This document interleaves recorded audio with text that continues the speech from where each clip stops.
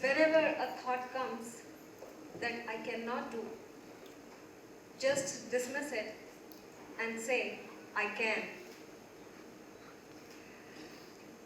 This is what makes a difference between failure and success. There came a time in my life which was the turning point, and it changed my life in such a way that since then my life has been a roller coaster ride, and it is there at present as well, and it is going to be there in future as well. So the thing that exists is the acceptance. You need to accept your circumstances where you are. It happened when I was 19 years old and was pursuing my graduation in physiotherapy. In first year itself, I was diagnosed with a rare, incurable, unpredictable autoimmune disease called lupus, which can damage any of the vital organs like kidney, heart, lungs, or anything you can think of. In my case, it has damaged my spine. Initially, it was fine for a few months, and I was pursuing my studies well and was quite confident as I myself was a medical student, and somewhere I thought that I'm going to handle everything, and that is what a younger generation believes in. Gradually, I started losing control over my muscles, and somewhere my doctors changed my medicines from steroid to a chemotherapeutic drug that is called methotrexate, due to which I lost bundle of hair. That was something that was pushing me back to attend my college. I belong to a very humble family where there is no excuse. You have to do it. You have to pursue your dreams, your career, to achieve something big. I did not want to lose my studies, my career. So I used to put black marker over my bald scalp and used to attend my classes.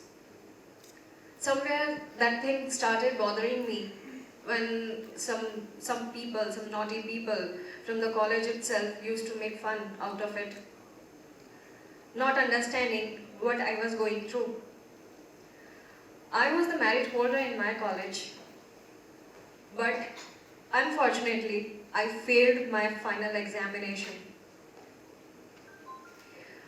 All of that was stuck in my mind, and I was diagnosed with clinical depression called schizophrenia. I had to face it for 3 months. I had undergone medications with my parents' support, and I indulged myself in my hobbies that helped me to recover faster. I rejoined my college with the happiness that I am okay. Eventually, I got bedridden. I had to discontinue my physiotherapy course, and I left that seat because I knew the value of hard work that goes when some student train themselves and participate and pass that entrance exam. So I left that seat for other candidates. Now I was blank. I did not know how to handle what was going on with my life. I indulged myself in my hobbies.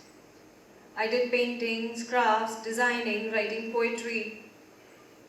And one lesson that I learned from my life, that was the first lesson, that the biggest monster sits inside us. It's not outside. What we think, that's what we see outside. Slowly and slowly, I started recovering. But in that way of recovering, in that process, I was induced with some immunosuppressive drug that caused severe infection all over my body.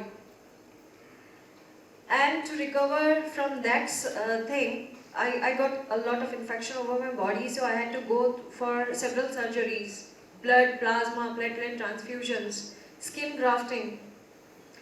And during that phase also, I had enrolled myself in a professional course of nutrition, so that I just put my mind towards a positive side rather thinking of my disease, and that helped me a lot to recover as well. Again, I had to discontinue that course too. I was serious. I was told that I may not survive next morning. My parents were told that you just inform your relatives that we are not sure of her life next morning. I was hospitalized for 4.5 months and was undergoing treatment. But miraculously, I survived next morning. My fever was 107 in the hospital, and next morning it came down to 104 when they removed all the medicines that they were giving me. Maybe it was due to the side effect of the medicines that I was severely ill. That was the second lesson that I got. No matter how many times you fail, but you actually fail when you give up. I was not ready to give up. I took discharge from the hospital. I came back to my house. I started teaching students so that I would be independent. I had not to depend on my parents for anything. So I started teaching students. I involved myself in various activities. And the activities that I used to do while I was sick, like I used to do painting. I am not a learned painting, but at present I am exhibiting my paintings in big galleries in Delhi. So the process that I was undergoing during that phase, hard phase of my life, when I was learning by myself, has helped me a lot. At present, I am a freelancer as well, and I have worked for New York-based companies as well, and have written some of the articles for them. So I believe it's all about our mind. Our mind has got immense energy and immense power. We just have to learn to channelize it. And that is what keeps us go. One more thing that I learned from my life is when you are progressing for yourself, you need to work for your society. For that thing, I opened my channel, YouTube channel, which is called Kuch Baatein, where I try to motivate people who somewhere, somehow feel that they cannot do. And recently, last year, I had participated in Miss Wheelchair World Contest and represented India there. I would like to share one more experience of mine while I was participating in Miss Wheelchair India contest, which I won later. I had various issues, like I had stage phobia. I had a lot of weight. I was almost 60 kg plus.